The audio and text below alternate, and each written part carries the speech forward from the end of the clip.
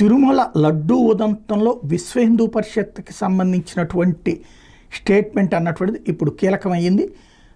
తాజాగా వాళ్ళకి సంబంధించినటువంటి మీటింగ్లో ఇచ్చినటువంటి స్టేట్మెంటు ప్రధానమైనటువంటిది. అది వినోద్ బన్సాల్ జాతీయ ప్రతినిధి విశ్వ హిందూ పరిషత్ జారీ చేసినటువంటి స్టేట్మెంటు.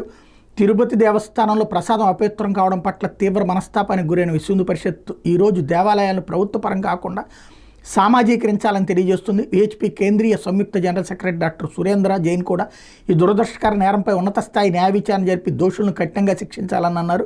దీంతోపాటు భవిష్యత్తులో ఎటువంటి కుట్రలకు అవకాశం లేని వ్యవస్థను నిర్మించాలన్నారు. తిరుపతి బాలాజీ దేవాలయం నుంచి లభించే మహాప్రసాదం పవిత్రతపై హిందువులకు అపారమైన విశ్వాసం ఉందన్నారు.